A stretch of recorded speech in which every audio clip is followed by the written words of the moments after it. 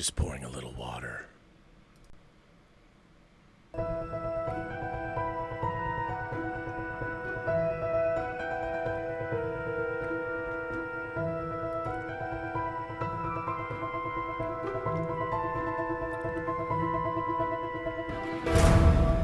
Well, greetings, imagination connoisseurs. Once again, it is I, your Duke of Dope Discourse, your master of fun and wonder, your viceroy of verisimilitude, your sommelier of cinema, your archbishop of Banterbury, your chancellor of cheerfulness, your pharaoh of physical media, and as always, your existential Mr. Rogers, Robert Meyer Burnett. Indeed, Robcasting! Robcasting at you imagination connoisseurs, you members of this, the Post-Geek Singularity.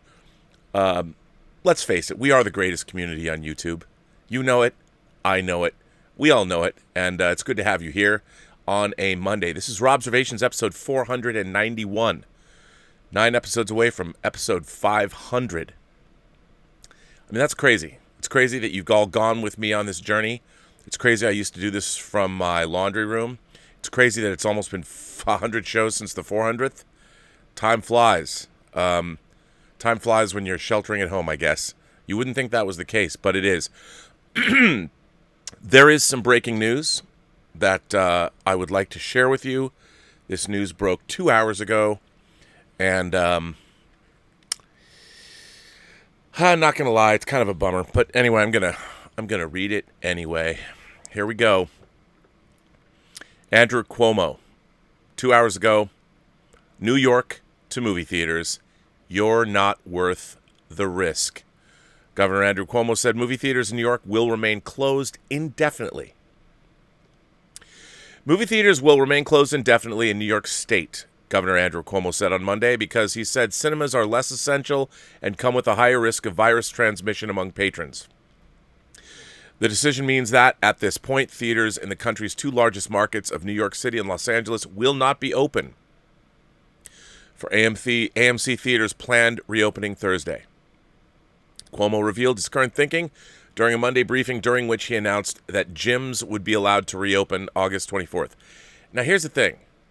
I would think when you're in a gym working out and you are breathing hard and you are sweating and you're with a bunch of other people doing the same thing, that's less risky than being in a movie theater where you're like sitting down, not exerting yourself, not breathing as hard as you would working out.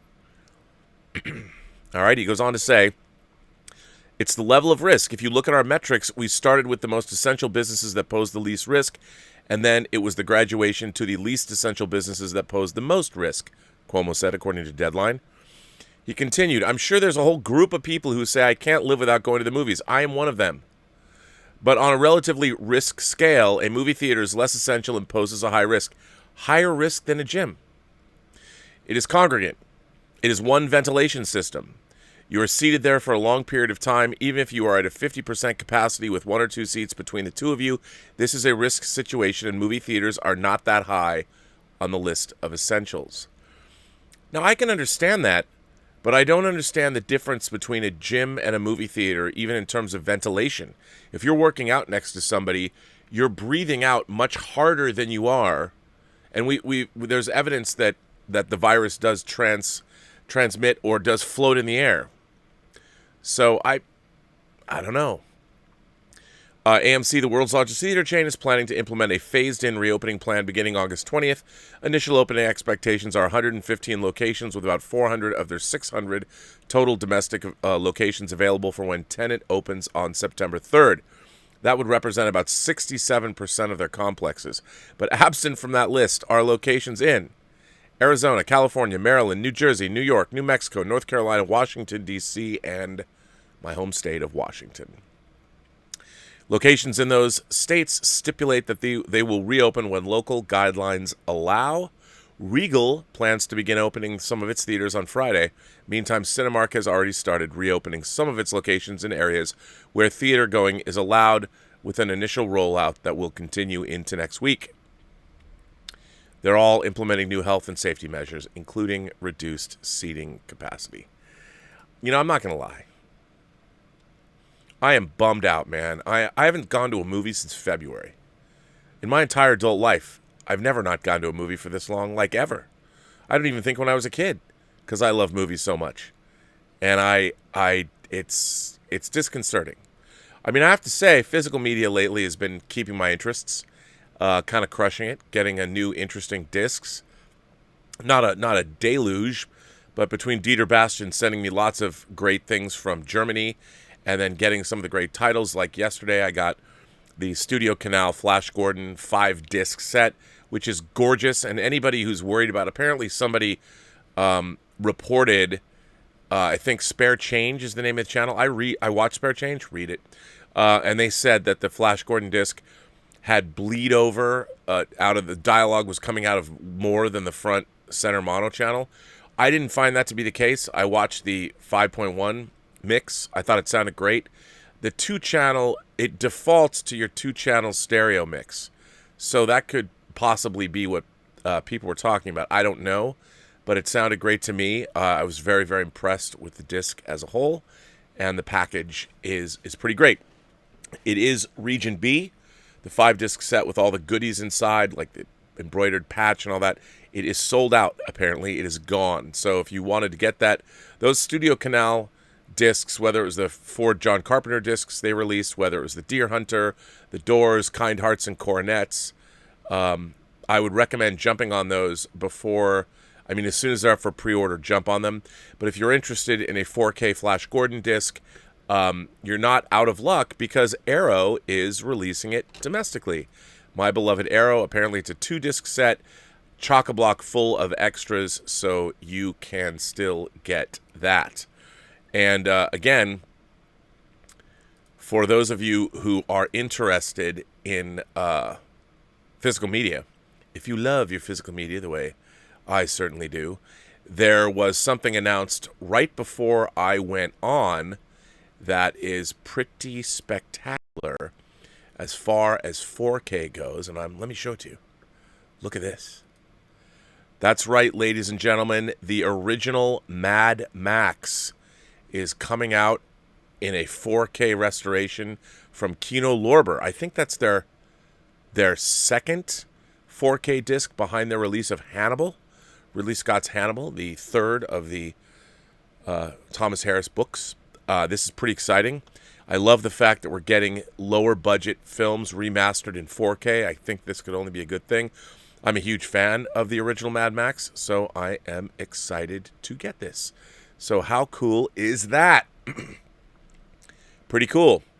You know what's even cooler? So apparently there were there were screenings for critics of Tenet, both here in North America and in Europe.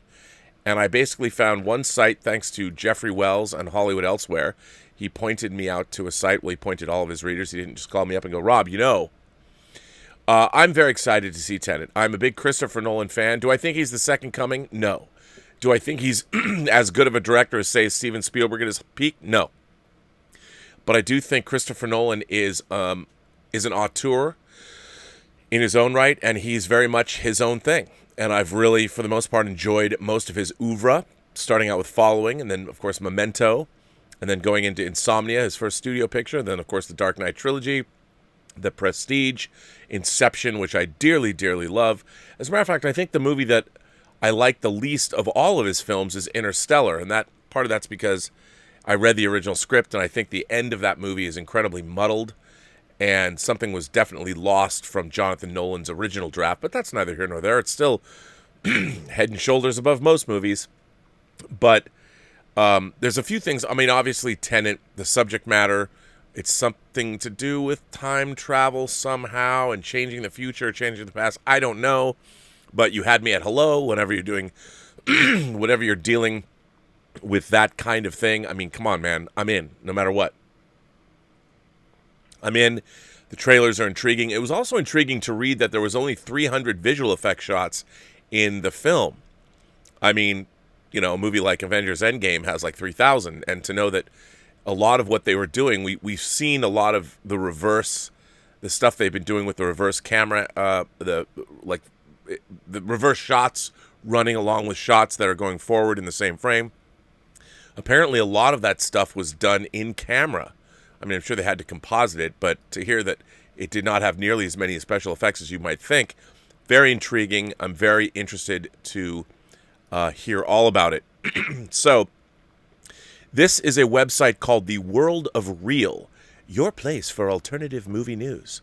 And Jordan Rumi published this on August 15th, 2020. Now, this is the first, I mean, maybe some of you have seen other sites reporting on the movie. I've seen nothing about Tenet. Nothing at all. Apparently, no one had seen it. No one knows anything about it. This is the first thing I saw.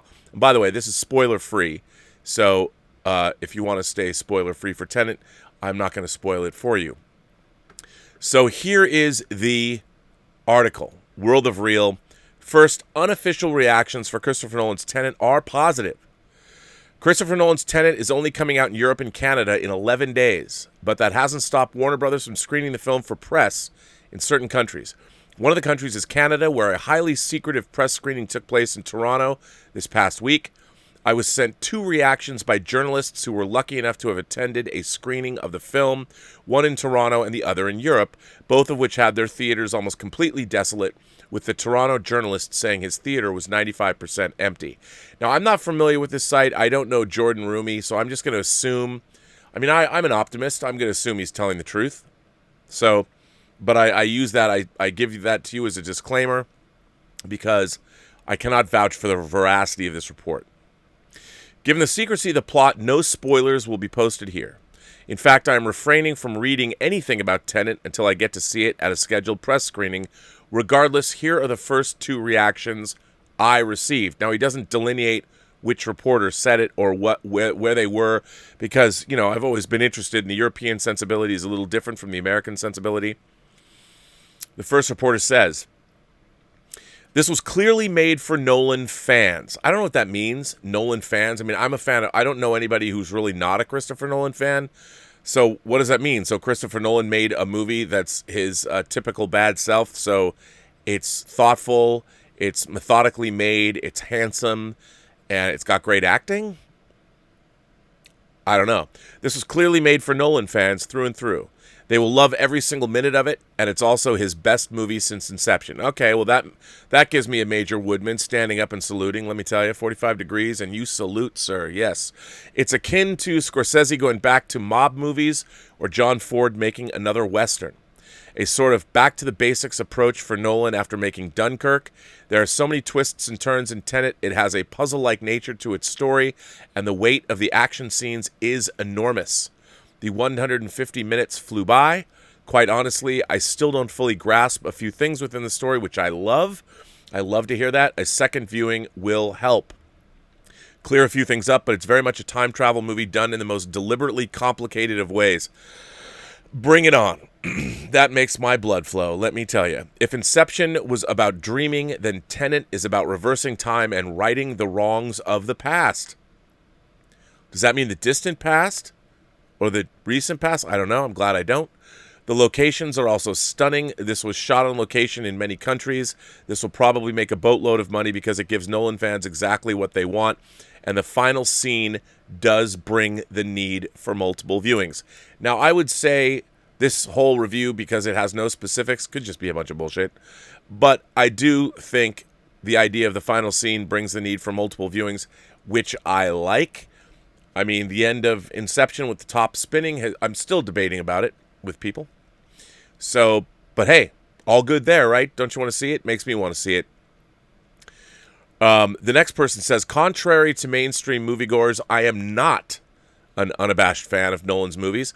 For example, I find his best work was actually Dunkirk. I'll bet this is the European critic. In that movie, he tried to abstain from giving us his usual puzzle and just made this masterfully technical and minimalist version of World War II.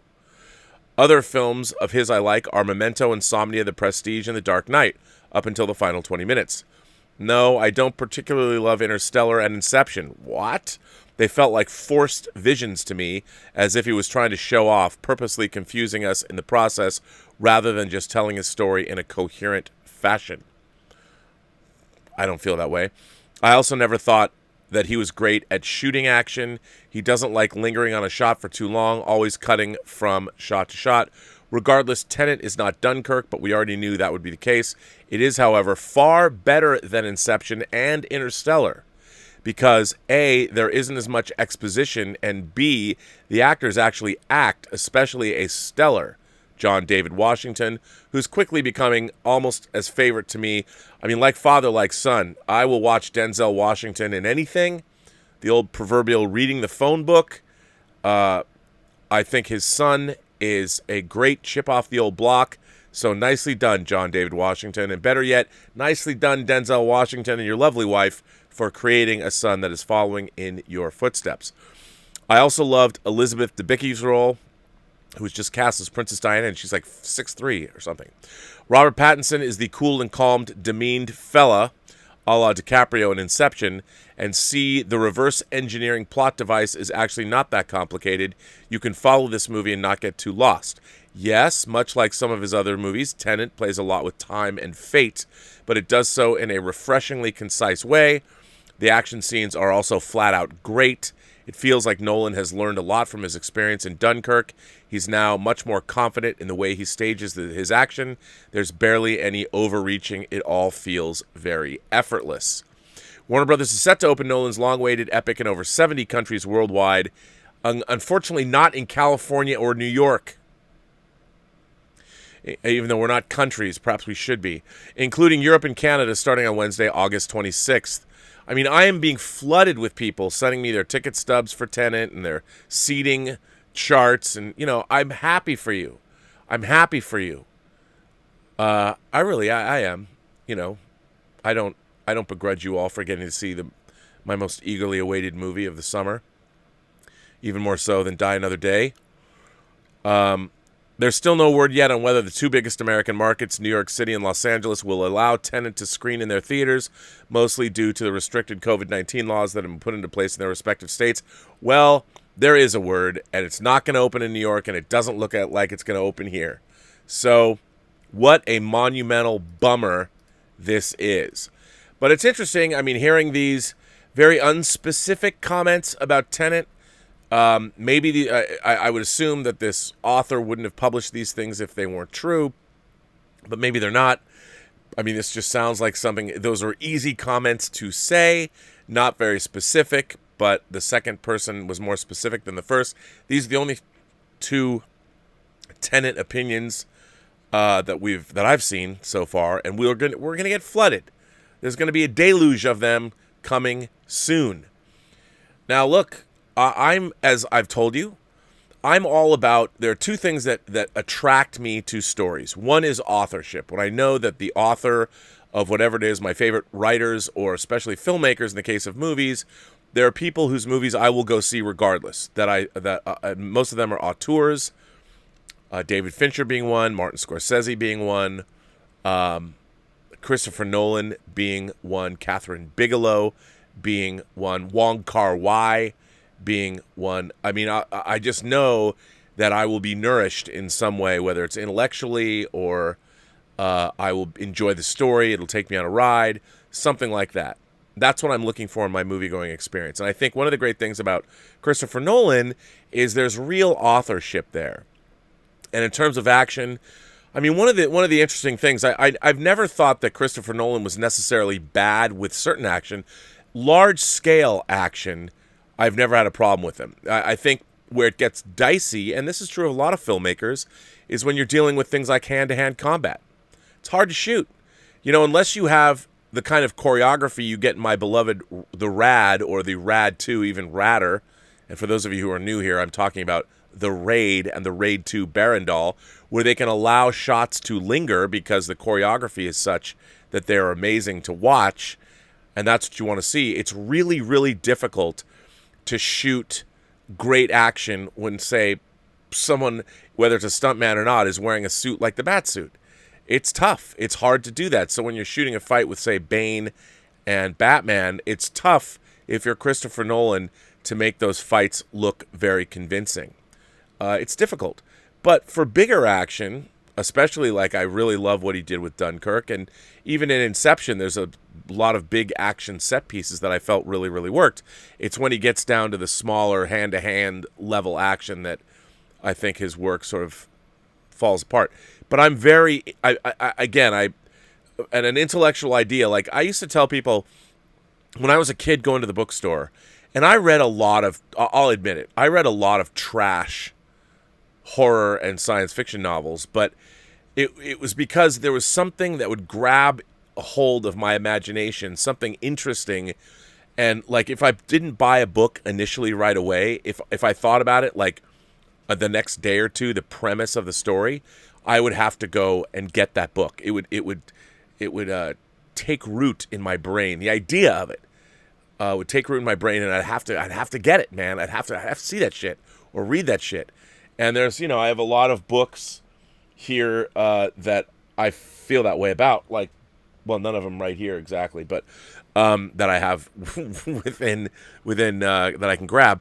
But that was true whether it was, and Tenet has that kind of a story. I don't know what's going on, but the way inversion, however it works, I don't know.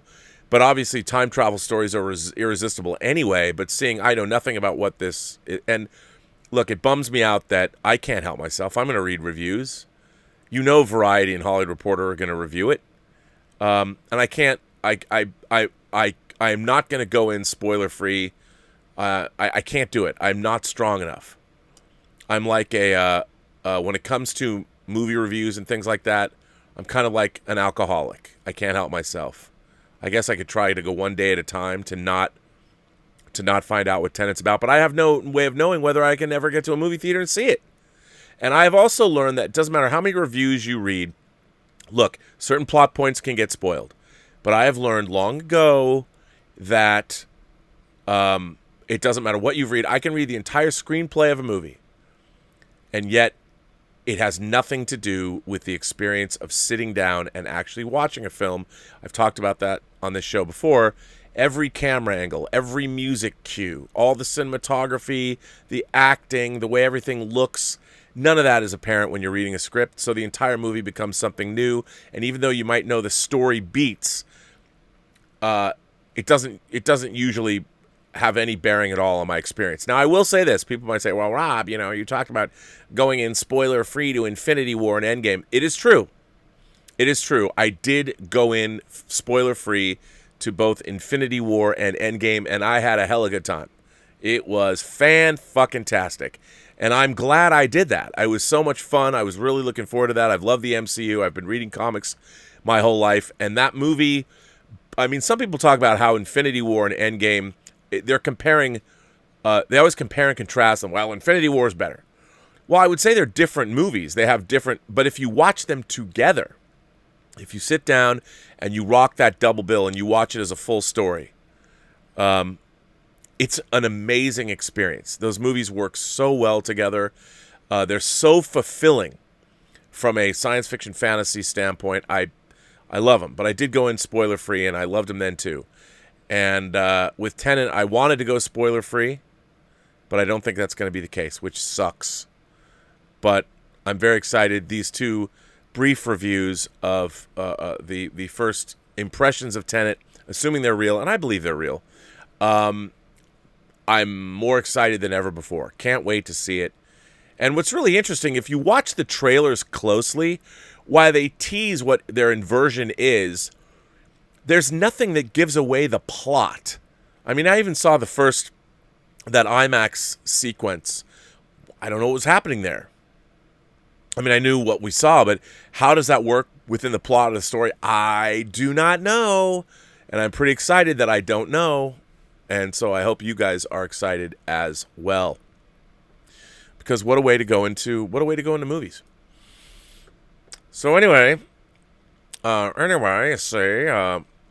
Desmond is here. Hi, Toy Man. Thanks as usual for your work. Do you think the PVOD $30 Disney model may add the following? An additional pre-movie before the actual movie? Like a small budget movie like in the pay-per-view fights. Pre-fights before the main event. Up the price of their Disney Plus subscription to cover the costs of their yearly movie calendar budget. 3. The $30 POVD offering is mainly to test to see if they can make back the money for the current properties they've invested over $200 million in. then moving forward, adjust the production budgets to fit the streaming subscription model. Given the social situation with many people not being able to make an income consistently, they would have to be wise not to raise prices too high to build it into the subscriptions and have one viewing payment. If studios cut out theaters, that would seem to allow the shift of budgets or profits that would have gone to theaters to get moved toward digital advertising on ad networks. Yahoo Gemini, Google Ads, YouTube Ads, Criteo, or other online publishers for media buys as to promote their own properties. On a nice Star Trek point, I came across a YouTube channel from Alexander Siddig called Sid City. You and the team may enjoy. It has new Dr. Bashir and Garak DS9 dialogue stories being acted out on video conferencing, which is reflective of the current pandemic. At present, they have created 4 episodes with additional actors coming in also, Quark, Jake, and Kira. The relationship and discussions between Garak and Bashir are as compelling and as strong as if the show had not been off the air, in my opinion. Enjoy. Thanks for your perspective, Desmond. Well, this is a big letter to unpack, which we will do. But to start with your last point first, yes, I have watched Alexander Siddig's channel, and it is delightful. And if you are a Star Trek, specifically a Deep Space Nine fan, do it to yourself to go and subscribe and watch. Do it to yourself. I've been doing it to myself since I was like 8. But do it to yourself and go and subscribe to his channel, Sid City, because it's awesome. And it's a lot of fun, so check that out. Well, let's take this one at a time. So your first question.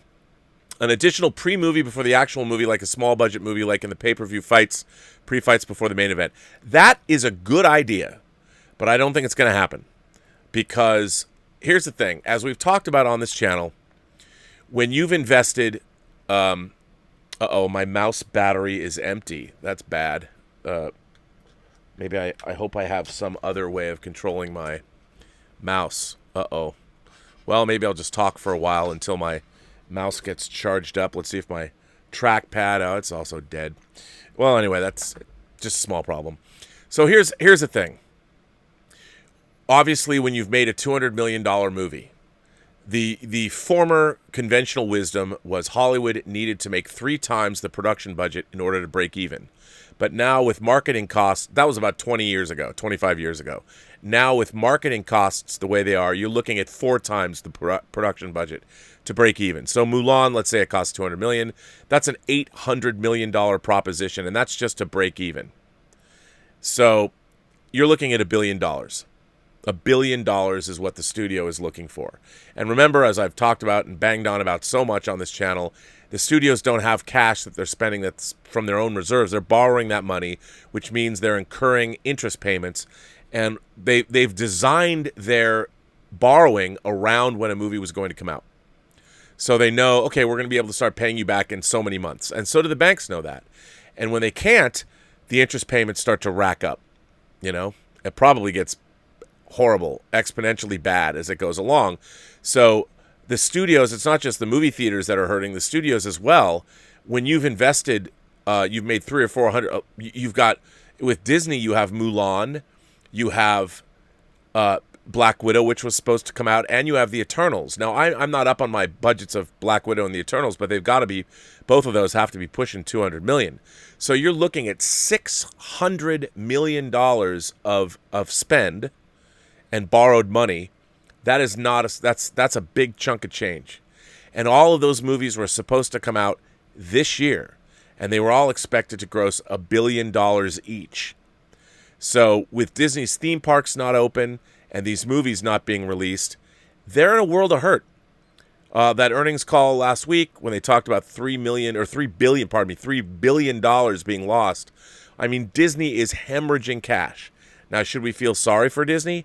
Well, probably not, but I mean, I'm just thinking as a company that employs a great deal of people across the board in many different areas, it bums me out to see Disney hemorrhaging cash this way. And more importantly, the people that work for Disney, they employ a lot of people with a lot of different disciplinary skills, and to see them out of work is tough. And remember, it's the people that work at the movie theaters. It's all the ancillary markets that these movies affect. It's home entertainment, although we probably might not get more 4K discs from Disney anytime soon. But anyway, it's bad all around. And a small budget movie, like, what does that mean? A $20 million movie? I don't think they're ever going to do that. It's not like pay-per-view where there's a the main title, the main fight, and then the undercard. That's something. When you're paying for the movie, you're just paying for the movie because the economic model is already so deeply compromised that I think they have to maximize every dollar.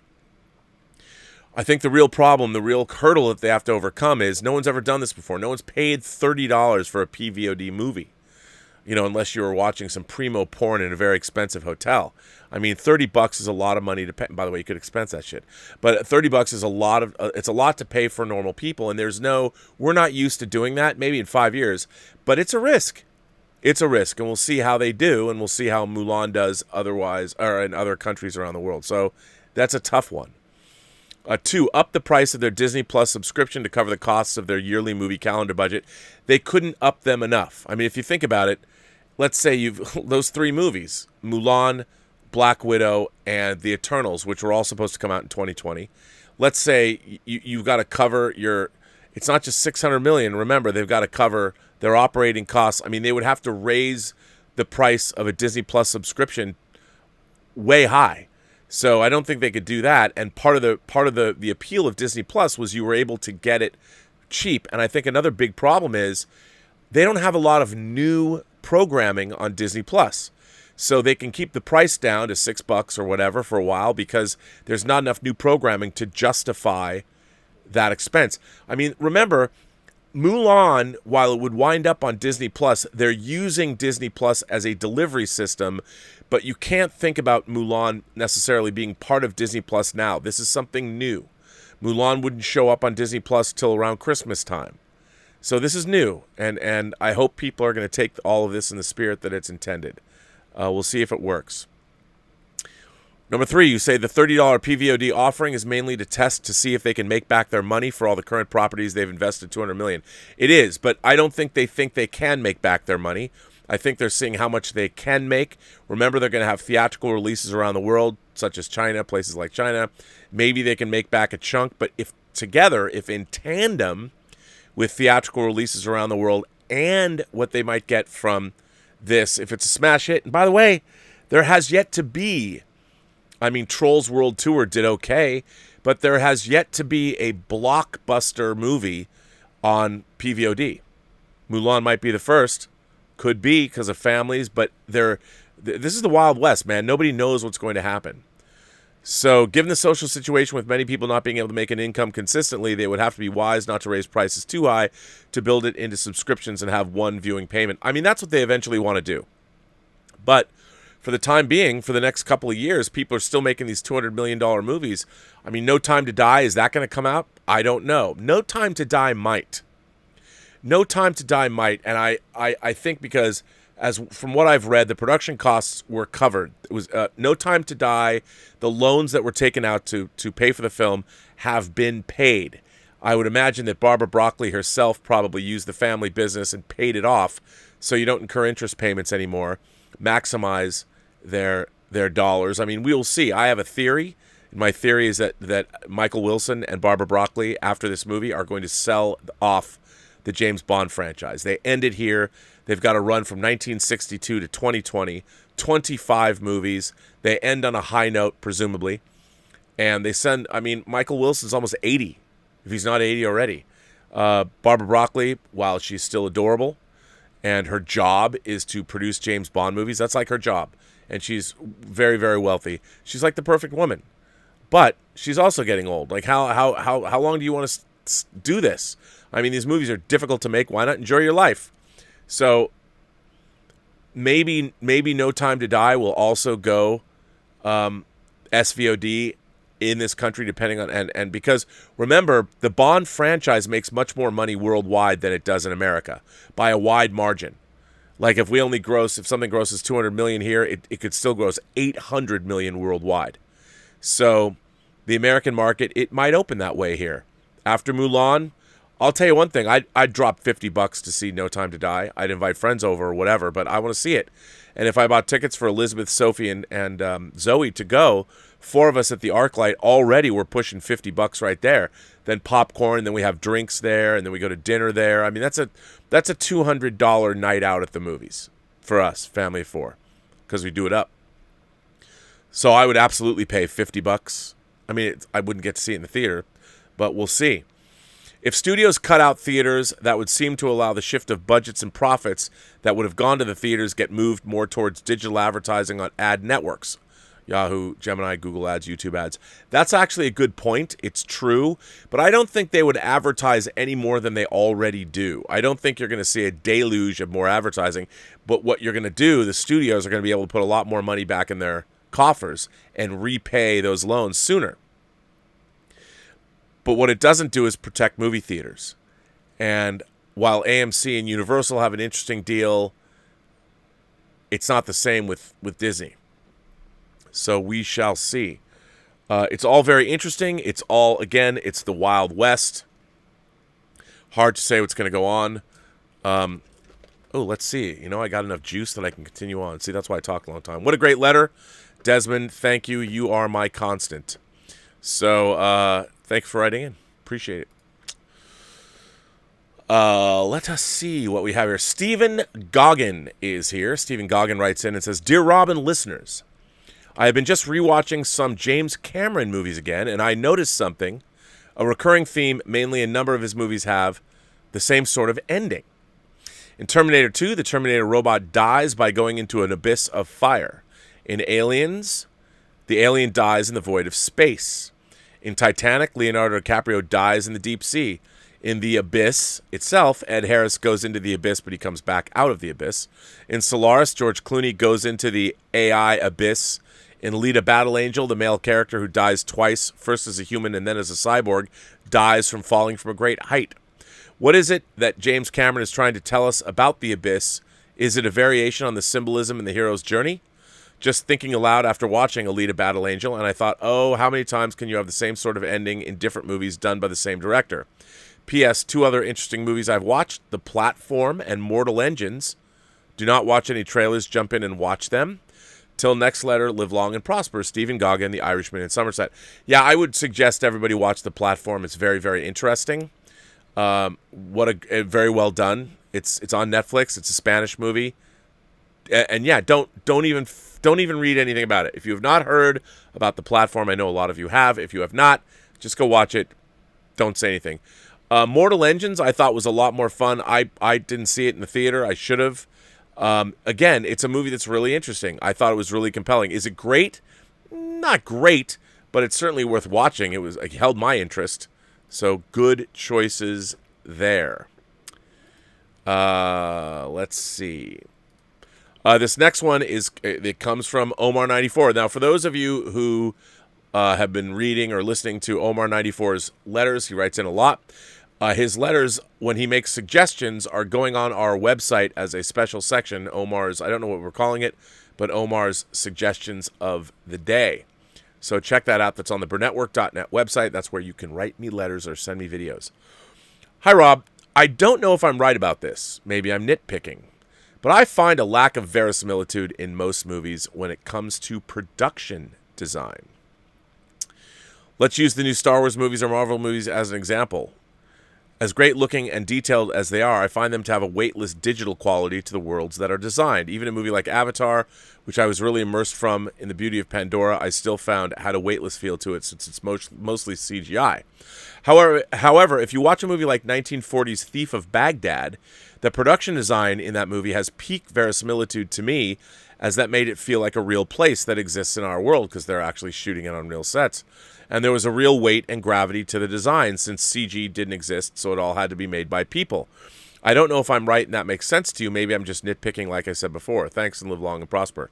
I think I read a similar letter to you from you about this in terms of CGI and visual effects. I agree. I think, let's go back to Christopher Nolan. He likes to shoot in practical locations. He likes to build things. You like to see things. He doesn't like to use CG. I mean, if Roland Emmerich had made Dunkirk, he wouldn't have even shot it on the beach. He just would have CGI'd it all. He would have stagecrafted that whole movie. But I agree with you. I do like seeing real environments. I like characters in real environments. There's nothing like it. Although it's getting more and more difficult to tell, but I do think that, like you, I do appreciate peak verisimilitude when you're shooting on real sets with real people. Although those days are obviously numbered, it's going to be harder and harder to pull that off because we have such great effects technology now. So it's hard. Guess who is here? Ian Samuels is here. Rob and fellow Robservationist. He's Starfleet Command's elder statesman, Captain James T. Smirk, back in action after an 80-year retirement with his old crew. The galaxy's original well-balanced, multi-ethnic, equal opportunity team. How do they stay alive? It's all thanks to Mr. Smock's discovery of that life-giving substance, yogurt. Yes, that's right, a Star Trek parody, one called Star Wreck by writer Leah Rolinsky. Well, the first book in the series is in fact called Star Wreck: The Generation Gap, published in 1990. Action takes place aboard the USS Endocrine. A sequel would soon follow in 1992, Star Wreck 2, The Attack of the Jargonites. In the same year came Star Wreck 3, Time Warped, Then, Now, and Ever. In 1993, Star Wreck 4, Live Long and Profit, and Star Wreck 5, The Undiscovered Nursing Home. In 1994, Star Wreck 6, Geek Space Nine, is the first to have the new USS Endocrine, based on the Enterprise D and is under command of Jean-Luc Ricardo, followed by Star Wreck 7, Space, The Fido Frontier. Also in 94, there was the first of a series of Finnish movie adaptations of the books. Anyone interested? Not easy to find, but books can be found on Amazon and eBay, and may even find a copy of the DVD. I have seen the first, and stick to the books. It was not well made. Seek and follow fellow Post-Geek Singularity members. Well worth a read. You know, I thought the movie was okay, but yeah, the books were better. I have all those books.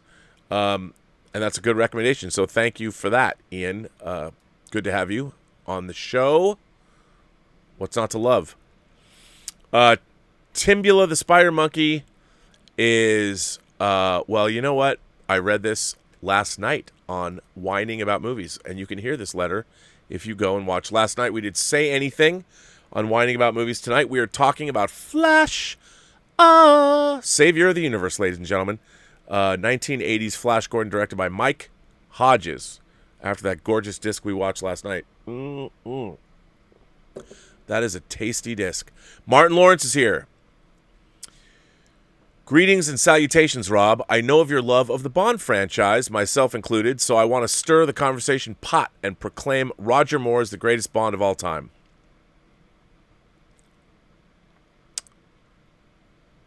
I always found Sean Connery to be dull and never in on the joke.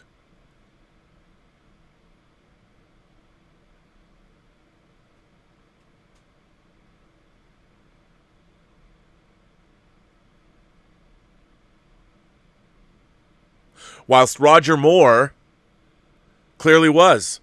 Only Roger could have pulled off a safari suit. He had the best theme song. Nobody does it better. The best stunts. The best car jump in Live and Let Die. The best bad guys, Scaramanga, Jaws, the Voodoo Baron, Baron Samedi. Tee-hee, to name a few. He embraced the gadgets and the puns with a winning flair. I would love to get your thoughts on this. Yours sincerely, Martin Lawrence, big fan. Roger Moore. Look, I grew up with Roger Moore. I like Roger Moore. The very first James Bond movie I ever saw in a theater was Spy Who Loved Me, and it was amazing, and he did wear a great leisure suit in that.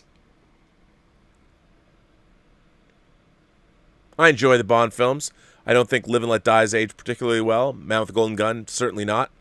I do love Spy Who Loved Me. It's one of my favorite Bonds. I love the remake, Moonraker. Moonraker was goofy fun. I like For Your Eyes Only, and I enjoy Octopussy. But as for Roger Moore being the best Bond, I understand if he's your first Bond, but the thing is, you know, James Bond necessarily wasn't supposed to be jokey. And if you go back and you watch, say, From Russia with Love, I think that's the perfect distillation of Ian Fleming's original novels. And I like Timothy Dalton in Living Daylights. I did like On Her Majesty's Secret Service. And I liked Daniel Craig in Casino Royale quite a bit. And even in Quantum of Solace. And I don't want to tell anybody, if you flat out told me that Roger Moore is your favorite Bond and he's in on the joke. I express my dismay at this, but I'm not going to tell you you're wrong because that's your opinion. And while I do think that there is objective realities as to whether or not movies are good, when it comes to series films and you have different actors portraying the main character over the course of the span of a series, I don't think there's any wrong answer. it really depends what hits you and what you like. It's all about your personality. I don't think that objectively that Roger Moore was given he was given the best scripts. I mean, I would say that the run of Dr. No, From Russia with Love, Goldfinger, and Thunderball is probably the strongest 4 films in a row of any of the Bond actors. I know people love You Only Live Twice, but it gets a little wonky and the special effects are spotty in certain positions, or certain points. But Martin, I want to thank you for that letter. After the initial shock of you saying Roger Moore is the best Bond, I'm sorry I allowed my feelings to be known. I hit the matrix. But anyway, I want to thank you for your letter. Any Bond fan is a friend of mine. Ian Samuels comes back and says, Rob and fellow Robservationists, My Name is Bruce, available on both Amazon paperback and Kindle ebook, let's go back to changing Superman. So John Boyega is Clark Kent's Superman. Idris Elba is Jonathan Kent. His best friend at the Daily Planet is Lois Lane, played by Nicole Kang, and he is in a relationship with Jimmy Olsen, played by Jim Parsons. Their boss, editor Perry White, will be played by Brian Cox. Superman's nemesis is Lex Luthor, of course, but the Lex is short for Alexis. Alexis Luthor is played by Maisie Williams. Alexis has been brought up by her single mother, Martha. Only joking, it's Arlene. The twist at the end of the first story is that the reason that Alexis has beef with the Daily Planet is that Perry White is her father and he had an affair with her mother. So Clark, as he grew, had to deal with abuse over his race and his sexuality while trying not to retaliate to continue to hide his identity. So what are your thoughts on my Superman movie, its cast and plot ideas? Well, I don't know, man. My ideas are not as important as the Post-Geek Singularity's ideas. I understand that the impulse... I mean, first of all, I would say I would watch that movie. John Boyega playing Clark Kent and Superman and Idris Elba as Jonathan Kent. I would watch that movie. And you want to make John Boyega gay, that's cool too. And he's in a loving same-sex relationship with his partner. Maybe he's married. I'm all for that. I think that would be great. However, I think doing all of those things to the character of Superman would definitely be problematic. I mean, I would much rather see a new character created, a new superhero character that John Boyega is playing, something that's new, that's been written to him, written to his strengths, and the author clearly was thinking John Boyega and Idris Elba and wrote the characters. Otherwise, the problem is what you're taking. It's so weird to me. I understand whether you're going to gender flip it, whether you're going to change a character's sexuality, whether they're going to change color or whatever. It just seems to me that, all of our characters that have been around for a long period of time, they all began, well, Superman began in the pages of a comic book, but they're literary characters. They were created to be a certain way. That's who they are. And whenever you're going to do these massive changes, like whether it's going to be a gender flop, a color flop, a sexuality flop, any of these things, those would get in the way of telling a story. I mean, that doesn't mean you can't tell a good story. I think you can. But the question is, why are you doing that? Is there a reason? Do you have a good reason to tell a Superman story where you make these wholesale changes? Do the changes you want to make to the character, does it add to the story you're telling? And is that readily apparent to the audience? If there's a reason why you were doing this, I think, hey, great. If it's going to be a great story with great characters, fine. But there's also, I don't know. I mean, just to change the gender or change the color or change the sexuality of a character smacks to me of weird tokenism. Unless there's more to that story than what you're telling me, and all of those things come into play. Clark Kent's blackness, his homosexuality, if those are part of the plot and you're going to deal with what is a character like Superman, he's already got enough problems. But what happens if Superman, who is such a beloved character on planet Earth, has to deal with racism and bigotry on a daily basis, and you're saddling Superman with all of that? How does although, see, to me, there's your story. How does a superhero like Superman, who believes in truth, justice, and the American way, if that character is black and gay, how do you still fight for truth, justice, and the American way when half of America is a bunch of racist fucks? Now that's interesting. That's interesting. What if a savior is hated by the subjects the savior is there to save? What if they hate him? That's an interesting story. So I could see that could be very, very, very interesting if it's done well. If it's done well, I think it would smack of tokenism, and I think, look, you're going to have to deal with the backlash. Superman is very near and dear to people's hearts, just like James Bond is, just like Captain Kirk is. And if you're going to make those changes, you better have a good reason for doing it, and you better have a good story to tell. But I could see how that could be interesting. I would watch that. A black gay Superman trying to reconcile the fact that he is a Kryptonian, what his father on Krypton, what Jor-El told him to do. And he's supposed to be the savior for a people that a majority don't want him to be around. If they didn't hate him enough because he was black, they're going to hate him doubly more because he's gay. I mean, that would be really interesting to see how a character would deal with that. That's a story I would watch. And how that character... I mean, can you imagine if a character like that falls into the pit of despair and his partner, his husband, his loving husband's the only person that can bring him out? That could be really interesting. I would like to see that. I mean, I want to see... There's a lot of lip service now paid to all kinds of alternative lifestyles and all that, but I would love to see explorations of this material that isn't necessarily exploitative. You know, I would like to see that. I would like to see more same-sex relationships portrayed as the people that I know that are in same-sex relationships.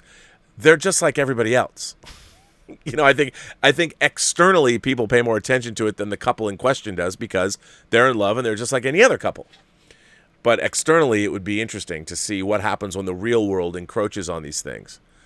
And if they did something like that, I'm all for it. As long as the characters are great and the story is well represented. But again, if you put your agenda before your story, you're going to lose. But it's a compelling idea. I like John Boyega and Idris Elba, though. That's a great cast. I'd watch the hell out of that movie. Amazing. This one is from my friend Johnny Stewart, who recently got in touch with me. Johnny Stewart is here. Greetings, Rob and fellow Robservationists. Thank you for bringing me into the fold. This is a great community, and I'm loving all of the episode's comments and letters. I wanted to follow up on my last letter, which I had to end a bit abruptly. I referred to the war on humanity, and sometimes how I feel that David Lynch may be the only voice in commercial entertainment that made it through. I wanted to expound on that and clarify my point, which happens to be about the almighty dollar. As a cinema and sci-fi lover, some of the recent forays and efforts from tentpole movies and TV properties and even some more cult-like films have left me a bit wanting, and even feeling deceived at times by our corporate overlords. I, of course, am a fanboy and saw all of the Marvel movies, Star Wars movies, Star Trek movies, and DC movies in theaters, some multiple times. I own many of the comics. I've debated the philosophical whims and goals of Batman, Superman, and yes, the Punisher.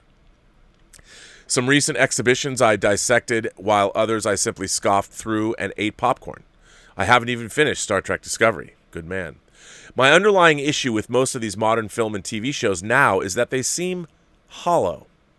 Oftentimes, it comes across that I'm simply being strung along for the next set piece, political comment, joke, or action sequence, only to be left feeling like I got rused.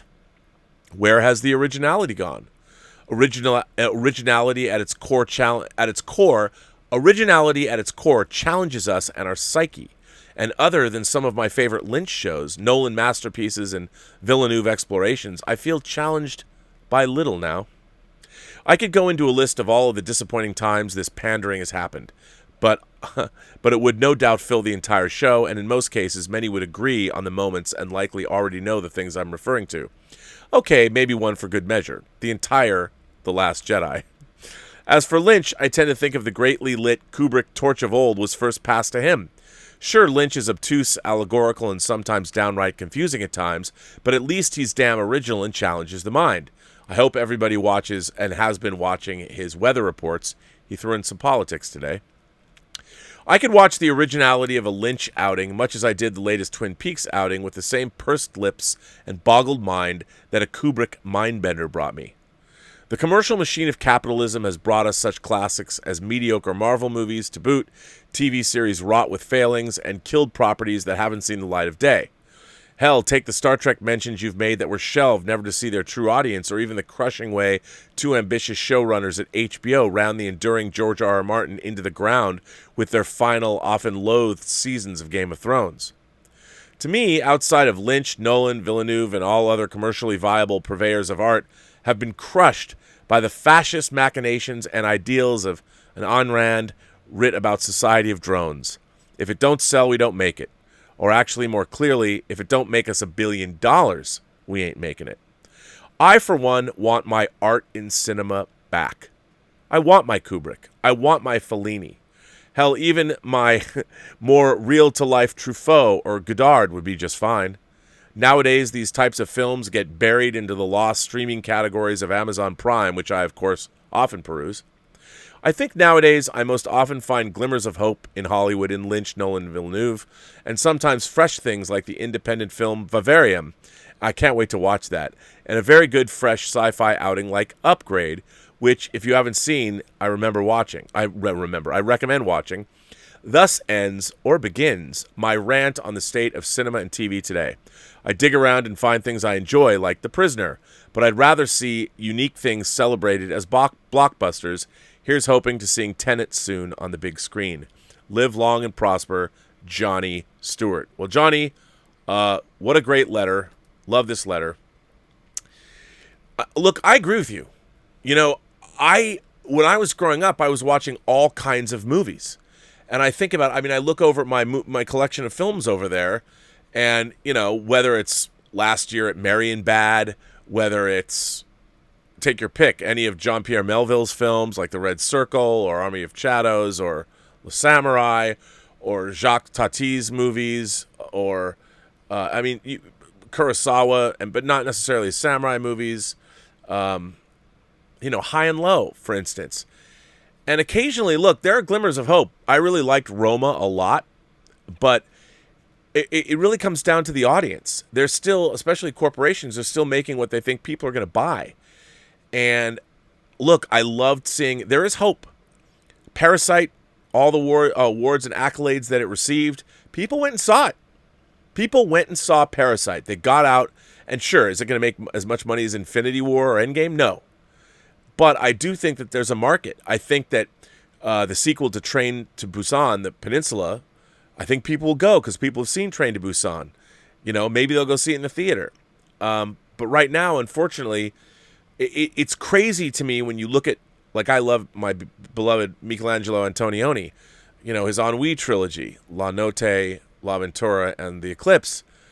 I don't, again, unless you're someone like Paula Bowlers, who has actually written to me and said she's watched these things, it's tough to get people to go back and watch movies like that. It's really hard. And even now, people aren't even, we don't even have, in order to watch Antonioni's movies, or even if you go back and you watch La Dolce Vita or any kind of French or Italian films from the 60s, most people haven't even cultivated an attention span, and I don't mean having a short attention span. I mean being able to engage with ideas and the way information is presented in those movies. A lot of people just tune out because they're slow and they're methodical and they don't really work like traditional narrative, and people can't even watch them.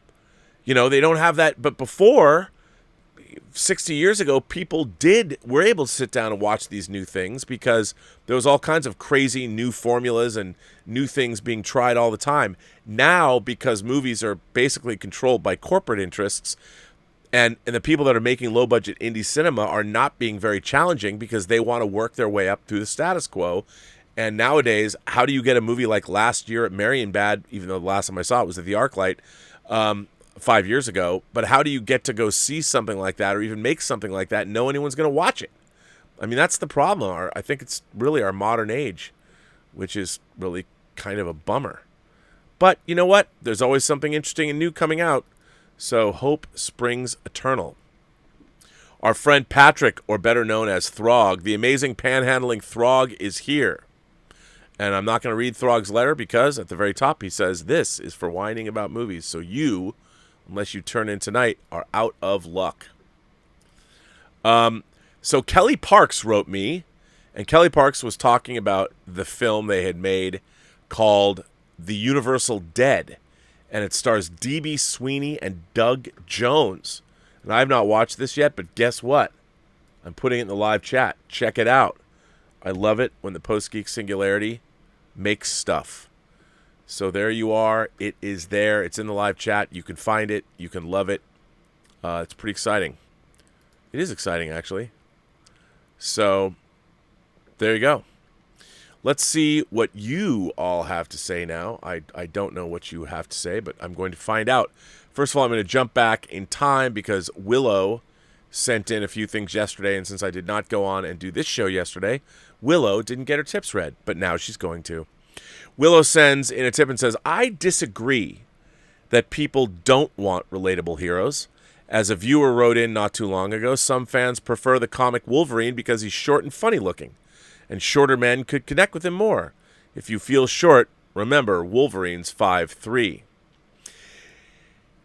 Yeah, no, I agree with that, but you know, I do think movies, especially when you're dealing with fantasy, science fiction, and horror and superhero films, we want to see a more idealized vision. Most people aren't comic book readers, so they didn't know that Colossus would pick Wolverine up and throw him for the fastball special. People didn't know that. I mean, you got to see it in X-Men The Last Stand, but it wasn't exactly the most effective thing in the world. But I get it. I mean, I get it. They made a compromise in terms of Wolverine's entire being by casting a beautiful Hugh Jackman. But in the case of that universe, the first X-Men movie is literally built around Hugh Jackman, and I think they needed that kind of presence in order to make it work. But I don't disagree with you. I mean, I don't disagree with you. I think you're right about that. Wolverine is 5'3", but not in the movies. And that can be changed. That can be changed. Willow goes on to say, I don't like slasher films, but I definitely watched Stubble McShave's idea of a slasher in a nursing home. However, I do need the obligatory nude shower and love scenes. Seniors aren't asexual. The STD outbreaks in retirement homes is proof of that. Yeah, why would you suddenly not being a sexual being just because you get older? I mean, what's interesting is I think that we, younger people, we don't like the idea. We think that as you get older, you're supposed to refrain from that behavior. But I can't see being randy ever going away. I mean, I know, Willow, you'll be 93 years old and you'll still think about sweaty men getting it on together. You'll be thinking about those couplings, and don't say you won't, because I know you will. You know, and I think it's fine. I don't have any objection to that. And I think in a way, I mean, there's so many people whose initial impulse is to say, "Oh, gross," but why? I mean, you know what? One day I'd make a movie with a great shower love scene with two people in a senior citizen's home. Why not? I mean, there's still people that are beautiful. I wouldn't mind seeing it, like, just off the top of my head, maybe Diane Keaton, Charlotte Rampling going back, revisiting her night porter days. Come on. I'd watch that. Why not? Even Catherine Deneuve. Come on. I'd do it. I'd go there. I'd watch. I'm with you. There's nothing wrong with that. Richard Karate sends in a super chat and says, Hey, Rob, with you being such a Bond fan, who would you like to see in the role after Craig? I'd like Fassbender, Taron Egerton, Chiwetel Ejiofor, or they want to stay ages like Craig and then Gerard Butler. I like Richard, why am I drawing a blank on his name? Rob Stark, who was in Bodyguard. I thought he was good. I really liked him. I don't know, man. I think they might, if they're really going to continue the Bond franchise and revamp it for the modern day, I think they need to go with somebody we might not have been thinking about. Maybe someone new. It'd be a great way to find a great young actor and bring somebody new into the fold and use the new Bond franchise, if there is going to be one, to make a star rather than rely on a star. I think that would be interesting. Richard Madden. I like Richard Madden, who starred in Bodyguard. I think that could be great. Jason S. Says, my theater's been open for well over a month. We've been waiting for Tenet, but the failed leaders in California and New York are corrupt and incompetent, and shutting the theaters down is blocking the rest of us from getting Tenet. California and New York leaders failed the USA. Oh, I don't think it's just California and New York. I think the failure of the USA begins from the federal level. I mean, look, whether you like Andrew Cuomo or not, and I don't live in New York, so I will say this. That guy was on TV 24 hours, or 20 not 24 hours a day, 7 days a week, every morning giving Corona updates. And as far as I know, he's the only person doing that. And while you might not agree with all of his policies, lest we not forget, we have a lot of blame when it comes to the spread of this virus. And look what's happening in New Zealand. For all of you people that think, there's a lot of people out there that think this virus is a hoax or whatever, look at New Zealand. They had 100 days without a new case, and then boom, out of the blue, dozens of cases just rose up. And now they're shutting down. They clamped down hard in Auckland again. I mean, this is not going away anytime soon. This is no one's fault. And it's just about how we deal with it, I think. Richard Karate continues on. I like saying that. Karate. Hi, Rob. I'm probably in the minority, but I loved Val Kilmer as Batman. I thought he should have done more. Hate the Batman Forever movie, though. It was garbage. But I love him as Batman. Your thoughts? Richard Karate. I did love Val Kilmer's Batman, but I thought it was so different. We're in a camp fest, and I didn't understand, like, why are we in such a camp fest? Why do we need to do that? But I thought he was good. I really liked his lips, those Val Kilmer lips, and his face looked great in the mask. I actually liked that iteration of the Batman costume too. I'm looking forward. I really hope that Hot Toys makes that and Robin. They said they were, but you never know if they did. But yeah, I did like him as Batman. I really did. I didn't like the movie. I didn't like Batman Forever, and I hated Batman and Robin, as you probably would have guessed. But I thought he was good. And I like Chris O'Donnell as Robin, too. I liked his costume. It could have been good. Richard Karate goes on to say, oh, wait a minute. Love him about it. Oh, this is a new thought. Sequels as good as the first movie, in your opinion? Die Hard 2, Superman 2, Jaws 2, Rocky 2, Godfather 2, Lethal Weapon 2, Star Trek 2, The Wrath of Khan. What is the sequel that lives up to the first? Well, if you're talking about movies that live up to the first, I think Mad Max Fury Road definitely lives up to the possibility of, oh, wait, what movie? Yes, the original Mad Max, which is now coming out on 4K. I'm shilling on purpose. I just think it's great. But I would say that Fury Road lives up to that. I think that Fury Road is one of the great sequels. But, you mentioned things in here like the sequels you mentioned. Godfather 2, obviously. Lethal Weapon 2. I pretty much deal with that. Rocky 2, I like Rocky 2 a lot. I don't think it has it packs the emotional wallop of the first, but it's good. And I would say Creed is up there. Creed is up there. I think The Empire Strikes Back is just as good as Star Wars. Star Wars was original, so it'll never have that going for it, but it's definitely just as good. Jaws 2 is not nearly as good as Jaws. I think Temple of Doom. I like Temple of Doom, but it's not up to Raiders. It's not up to par with Raiders. I would say Two Towers is Two Towers. It's all one story, so can you say it's better than Fellowship? I don't think it is, but it's close. Let's see. What am I? I'm trying to think of. I don't think Die Hard 2 is nearly as good as Die Hard 1. I think Die Hard with a Vengeance is better than Die Hard 2 by a wide margin. Die Hard 2 does not have peak verisimilitude for me. And I find it annoying. So I can't go with you on Die Hard 2. Gosh, that's hard. Star Trek 2, obviously, another great sequel. Yeah, I'm just thinking about bad sequels, like Speed 2. Ooh, what was that? And then the Bond films, I think From Russia with Love, if you want to say that, I think it's better than Dr. No. I think that's the case. But it's different because it's a literary adaptation. Richard Karate goes on to say, could we get a live-action Titan AE movie? I would love to see it, especially with the CGI tech we have today. I thought Titan AE it's all right. You could.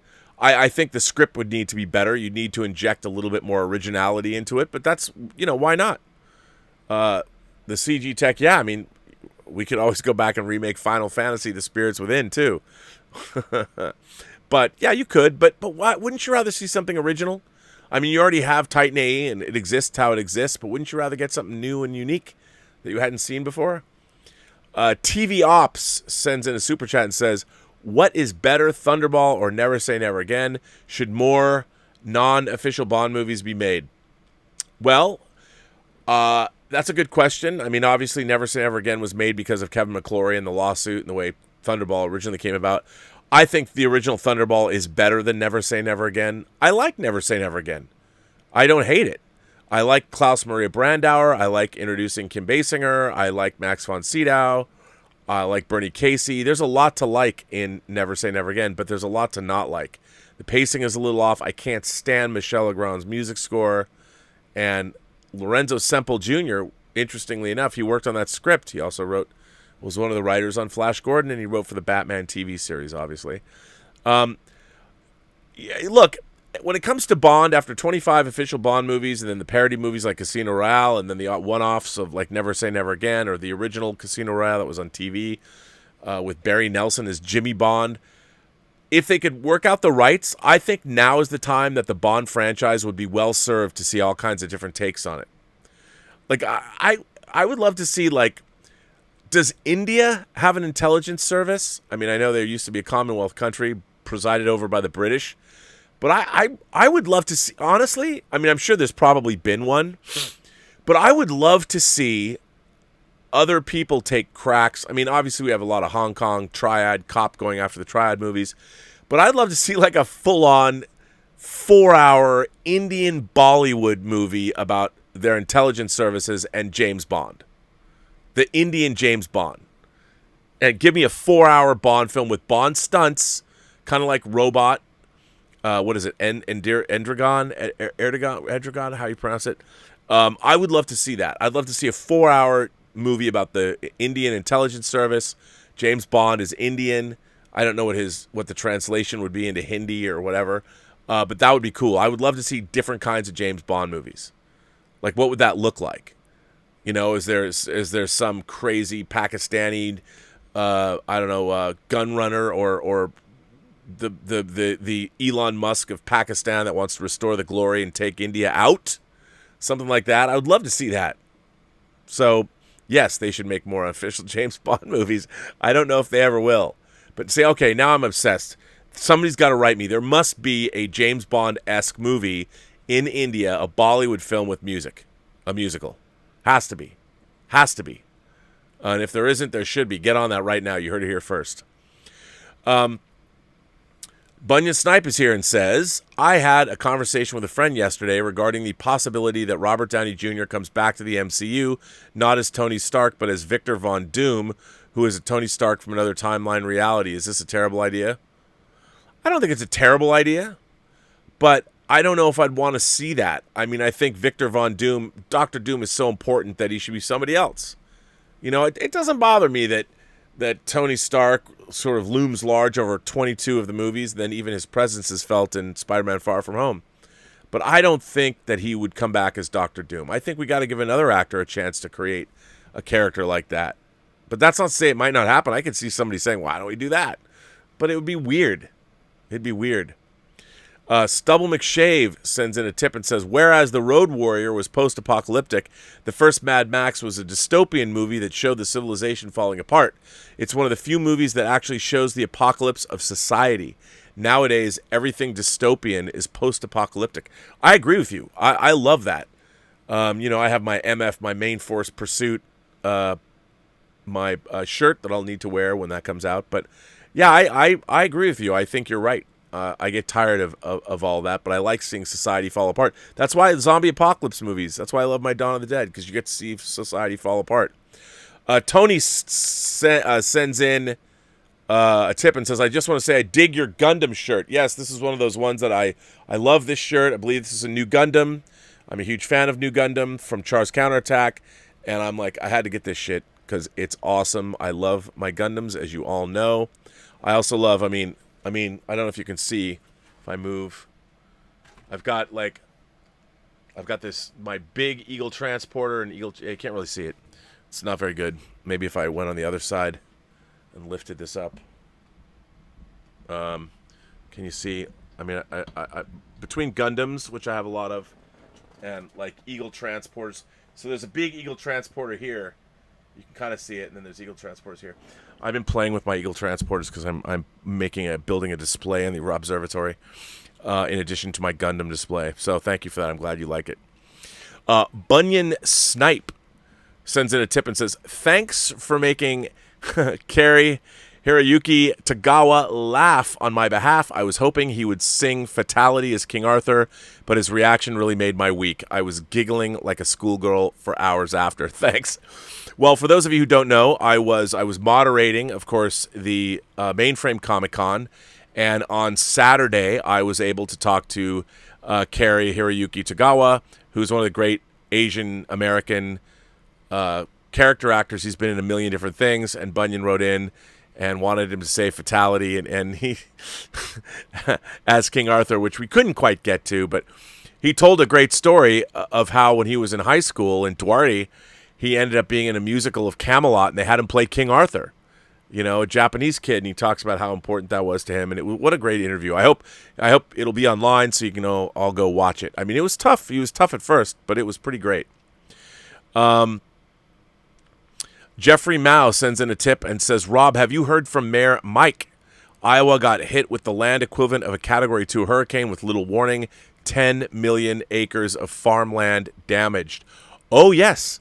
Mike, a giant tree branch fell through his Cadillac, which got, I don't know if it's completely totaled, and his yard was destroyed, and they had a lot of stuff going on. He's still working on digging himself out of it. It was crazy weather event, and that was nuts. But yeah, he is okay, but he's still dealing with the fallout, both professionally and personally. He sent me pictures. It was crazy.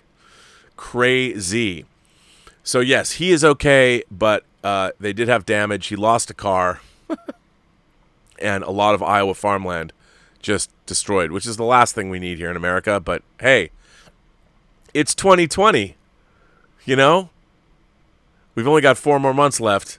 I can't wait to see this. I never thought that this might be the year that I'd like to see leave the most in terms of, I guess we'll know. I mean, I'm sorry, but it is 2020. And as much as I'd like to see a change of leadership in Washington, D.C., it's not going to surprise me if we don't, because it's 2020. So my advice to everybody is do what you can to vote, and vote your conscience, vote your heart. Don't let me tell you what to vote, but get out and vote. Darth Poncho sends in a tip and says, "My takeaway from the Superman pitch is that I would rather see Maisie Williams play Lex Luthor over the Facebook guy."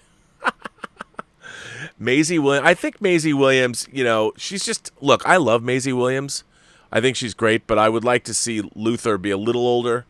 I actually kind of like Jesse Eisenberg's take. I thought that was pretty interesting. So yeah. Alexander Wilson says, "I think Bruce Wayne and Peter Parker are the two most related superheroes.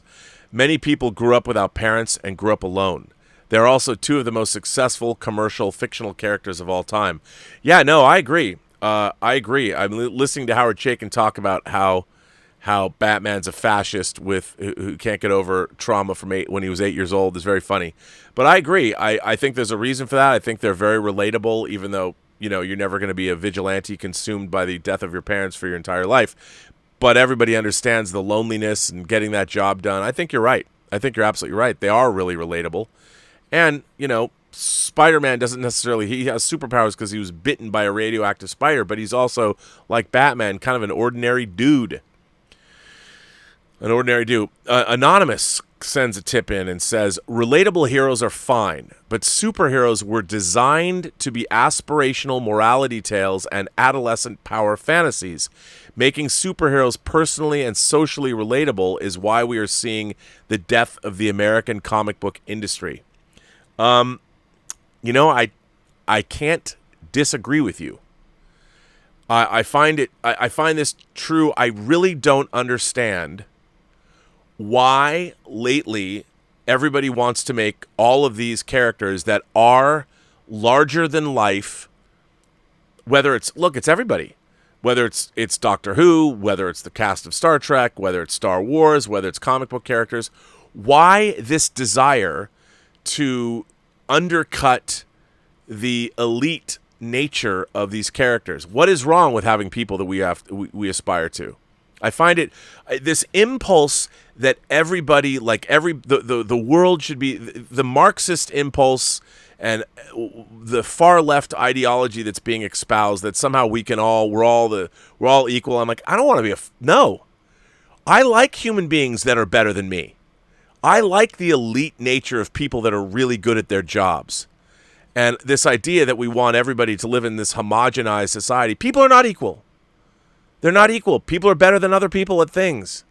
Does that mean that everybody should have the opportunity for life, liberty, and the pursuit of happiness? But not everybody is equal. Human beings we come in all different shapes, sizes, colors, and creeds. If we were all equal, we'd all look exactly the same. We'd be the same height. We'd do the same shit. And it's our diversity that makes humanity interesting. And yet, why do you want some kind of collectivist political ideology that makes everybody the same? Why would you want to squelch individual achievement and the idea of people that are really good at things excelling? What's wrong with that? I don't want to live in a world where people don't do that. Life should be aspirational. You should always be aspiring to doing something great, something that's bigger than the sum of your parts. And I think one of the biggest problems, I look at today, I tweeted a video last night. There's people getting beat on in the streets of Portland. I'm like, so you've been on the streets of Portland for like 2 or 3 months. Where's your agenda? What are you doing to further your goals other than being out on the street at night looking for a fight?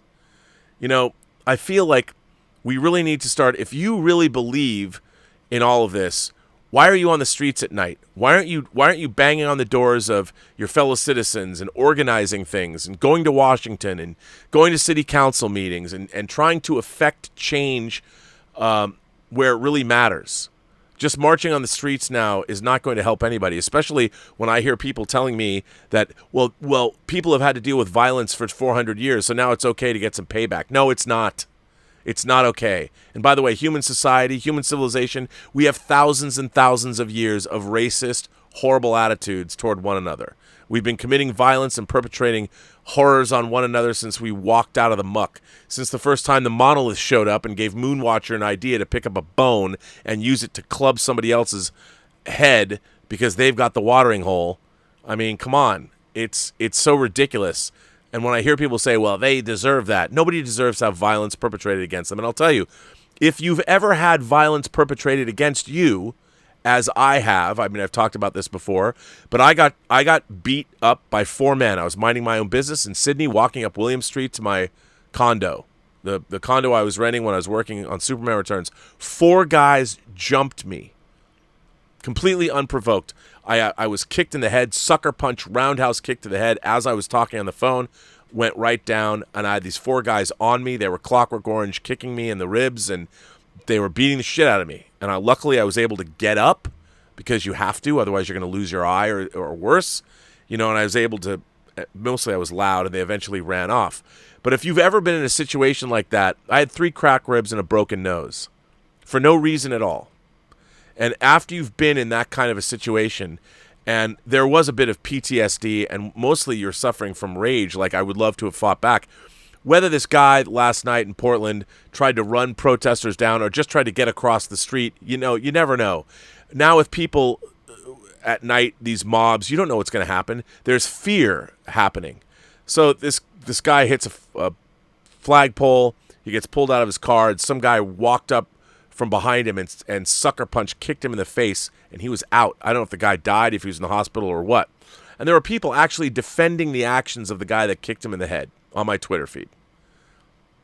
Look, if you're going to condone that kind of violence, we are lost. We're never going to win. There's better ways to do things. People need to start creating. They need to start doing things that matter to them. One day, going off to your 91st day of protesting in downtown Portland, you're going to realize this really isn't that fulfilling.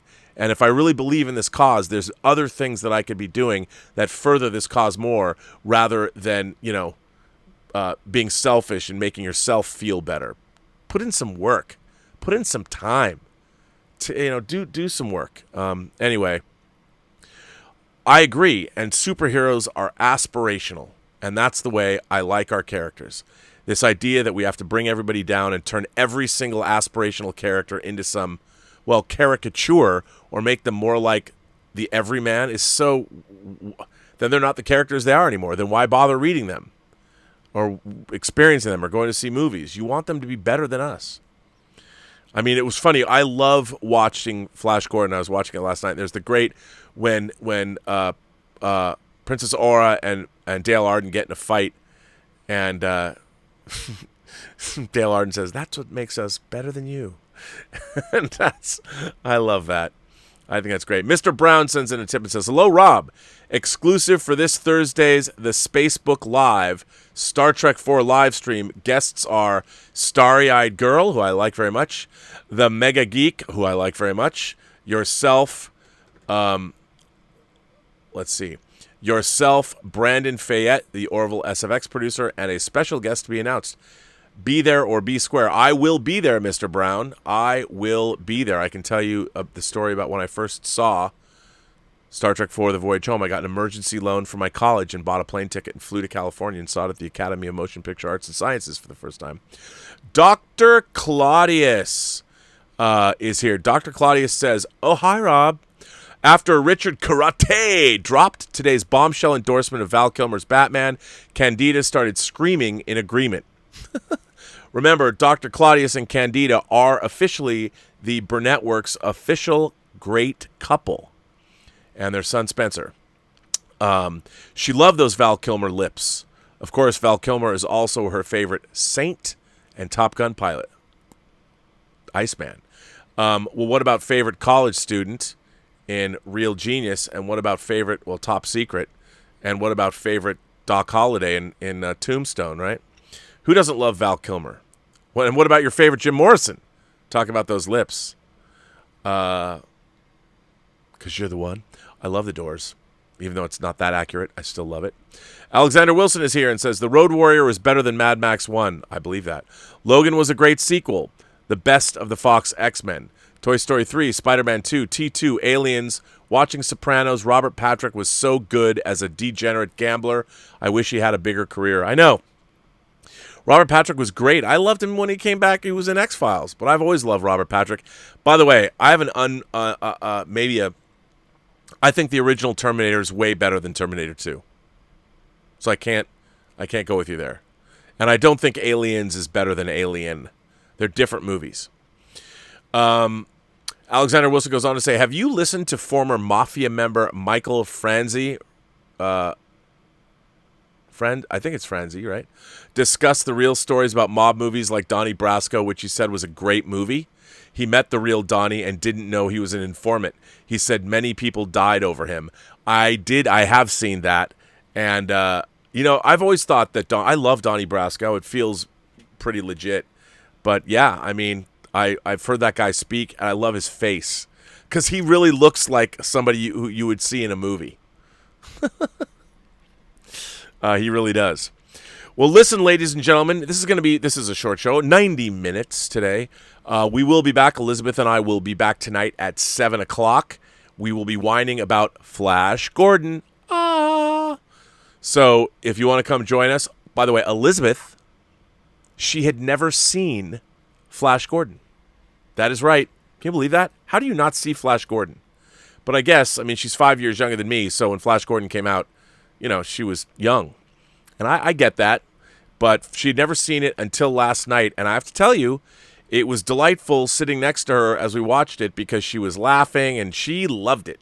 But I'll let her tell you her thoughts. We haven't really talked much about what she thought about the movie other than that she liked it.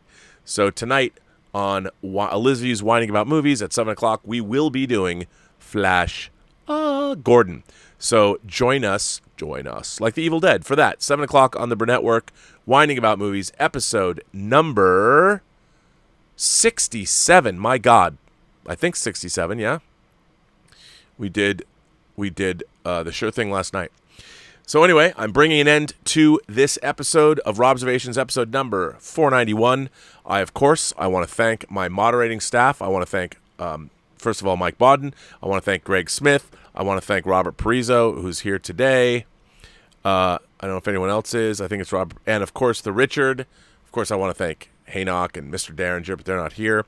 But the Richard, of course, for everything he does. You can go over to the Post-Geek Singularity page on Facebook, find the Zoom link, and you can actually watch Flash Gordon before tonight's episode, and also whatever else the Richard has planned for us. I clicked on over there one day, and Frankie Goes to Hollywood's Welcome to the Pleasure Dome was playing, which is amazing because I actually have this hideously expensive re-release of the album, the vinyl, right over there of Welcome to the Pleasure Dome because I'm a Frankie Goes to Hollywood freak. Brandon Valenzuela says, I didn't read his super chat. Uh-oh. Did I not?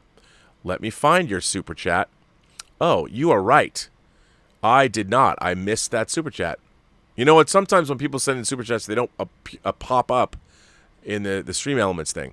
Brandon Valenzuela sends in a super chat. He says, Rob, when Brandon Lee was killed on the set, I'm in the early 90s. What was the vibe like in Hollywood? Oh, man, it was bad. It was not good. Brandon Lee was very well liked. And Dave Scow, who wrote The Hills Run Red, who's been my friend for a long time, he co-wrote The Crow. So, and he was just shattered. A lot of people were shattered. Hang on. Let's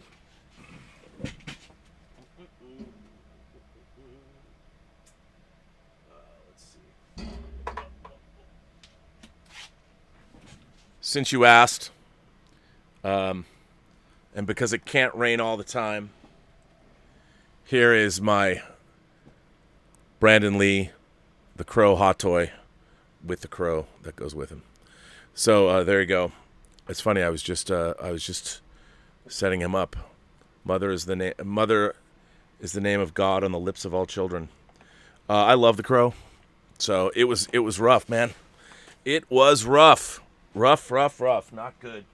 Not good. So there you go. I love when people ask me about things and I just happen to have, this is actually a really great hot toy. I mean, it's really great. I love it. Anyway, it's got a great guitar. So yeah, it was brutal.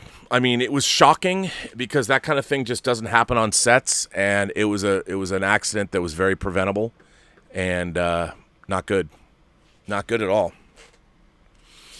And it was a real bummer. It was very much it was felt by a lot of people.